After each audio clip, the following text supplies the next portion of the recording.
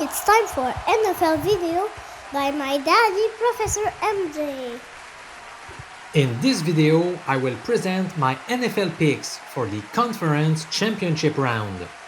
I'm Professor MJ, University Statistics teacher from Canada. Welcome to my sports betting YouTube channel. What an incredible weekend we had last week, where all 4 NFL games came down to the final play.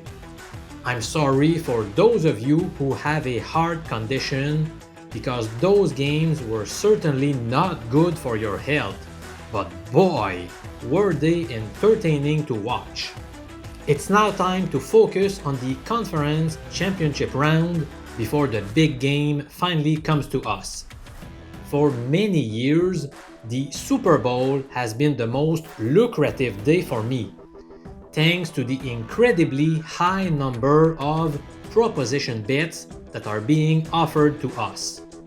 Every year, I spend between 50 and 100 hours tracking lines from various online sportsbooks in my special Excel spreadsheet that calculates a fair line for each prop bet and tells me where the nice bargains are. Last year, I found 34 good value wagers, and those plays combined for a 24-10 record that translated into an 18.32 unit gain. That means that if you had risked $100 on each play, you would have earned a net profit of $1,832. And that was despite not being able to find more good bets on Saturday and Sunday, since I had an appendicitis after getting hit by COVID-19 last year. I am pretty sure I would have found at least 10 more. The year before, my longtime followers will remember how I traveled to Las Vegas and made a series of videos showing my quest to finding good Super Bowl prop bets in Sin City. I ended up bringing back home $8,330 of profit. I often mention that if someone wanted to buy just 1 or 2 things from me during a whole year, I would strongly recommend grabbing the following 2 special packages: my Super Bowl prop bets and my NFL win totals before each season begins. So stay tuned next week when I launch my Super Bowl prop bets package, as I hope to bring you once again at least 30 smart bets. I have already received a few emails from longtime fans who simply cannot wait to get those great betting tips. Until then, let me unveil my NFL picks for the AFC and NFC championship games for the upcoming weekend. Enjoy the video!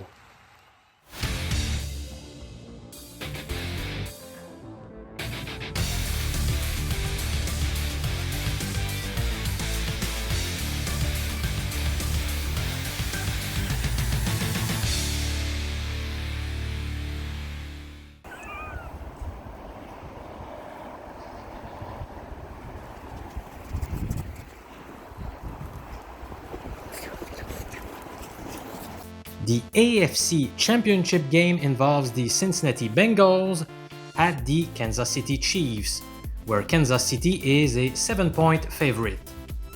Let me reveal right off the bat my pick for this game. I am taking the Bengals to keep it close enough to cover the 7-point spread. I don't necessarily believe they will make it to the Super Bowl, but I think the Chiefs winning by 8 points or more has less than a 50% chance of happening. Joe Burrow was sacked 9 times in Tennessee last week. His offensive line is not performing very well, so Kansas City will be tempted to blitz. However, Burrow has been outstanding against the blitz all season long. It is nice when you can pressure the opposing QB within a few seconds of the snap, but you also need to have cornerbacks that can keep up with the wide receivers. That's where the plan may fail for the Chiefs, as the Jamar Chase, T. Higgins, and Tyler Boyd trio is much superior to the cornerbacks that will cover them. On top of that, safety Tyrann Mathieu was the victim of a concussion against the Bills, and he is at risk of missing the game. Granted, the Chiefs' offense is also very likely to score a bunch of points. It may come down to which defense plays better. My choice goes to Cincinnati, whose defense is a bit underrated. Again, I'm not saying the Bengals will pull off the upset for sure, but I like my chances that they will either win outright or lose by a maximum of 7 points. Cincinnati has beaten the spread the last 5 times they were road underdogs, and they are also 5-0 ATS the last 5 occasions where they faced a team with a winning record. The numbers are equally good on Kansas City's side though. In fact, they are 6-0 ATS as home favorites and 6-1 against teams with a winning record. Something's gotta give. I have heard of a couple of trends that may be a source of concern for the Chiefs. After scoring 30 points or more, KC is 5-11 ATS, and after allowing 30 plus points, which is also the case after surrendering 36 to the Bills last week, they are 1-6 ATS in the following match. Finally, the Chiefs will be at home for the 3rd straight week, but Cincinnati benefits from 1 additional day of rest after playing last Saturday. So, my final decision is to grab the Cincinnati Bengals as 7-point dogs in a game that is projected to be highly entertaining. Pour aller dans une pâtisserie. In the NFC Championship game, the San Francisco 49ers will square off with the Los Angeles Rams, where LA is a 3.5-point favorite. I still don't know how the 49ers managed to win in Green Bay despite the very suspicious quarterback play. Jimmy Garoppolo looked very shaky in that game, not only because of his ugly interception in the red zone, but also due to several wobbly check-down passes that came close from being a pick six. Over his last 4 outings, Jimmy G has now thrown 2 TD passes versus 6 interceptions. That's abysmal. On LA's side, Matthew Stafford also experienced some interception issues towards the end of the regular season. Indeed, he threw 8 picks in the final 4 games of the season. However, he came back to his early season form during the playoffs, as evidenced by his 4 TD passes versus 0 interception against Arizona and Tampa Bay. He also added a couple of rushing touchdowns in the postseason. The QB comparison is one of the main reasons why I have to put my money on the Rams. The Niners have been able to get by shaky QB play recently, but they cannot win forever under such conditions. San Francisco won both meetings this year, and even won the past 6 meetings between these 2 clubs. Total yardage during this season's matchups has been completely in favor of the 49ers. In total, they have gained 784 yards versus 543 for the Rams. That is certainly worrisome for Rams fans. A key aspect for this game will be whether San Francisco's defensive line can keep its domination over the Rams' offensive line. They were able to get pressure 21 times without blitzing that much in the 2 regular season meetings. The good news for LA is the fact that left tackle Andrew Whitworth is on track to play after missing the game in Tampa last week. That is pretty vital since his backup, Joe Noteboom, suffered a strained pec last week, so they really need Whitworth on the field against Nick Bosa.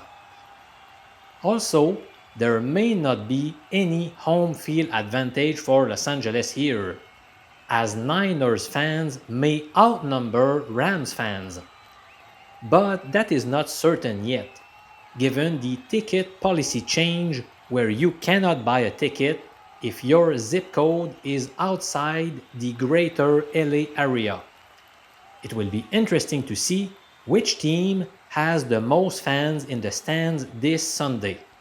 I already told you that I am taking the Rams against the spread, even though I just mentioned some elements that favor the Niners. Let's now present a few things that may give an edge to the Los Angeles Rams. First, Kyle Shanahan's squad will be on the road for the 4th straight week, which is not ideal at all. As a matter of fact, they played at Los Angeles, Dallas, Green Bay, and Los Angeles again. Secondly, the injury news are more promising for LA than San Francisco. I told you about Andrew Whitworth likely suiting up this Sunday, and the Rams appear to have a good chance of getting safety Taylor Rapp back on the field as well. On the Niners side, you probably saw how Deebo Samuel and Trent Williams were really banged up during the Green Bay game last week. Williams was seen using crutches after the game, and his status is uncertain for this week.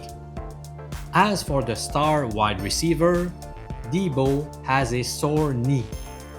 Both players are key components to the Niners offense, and I suspect both will be on the field, but they are not 100% and could end up not finishing the game against the Rams.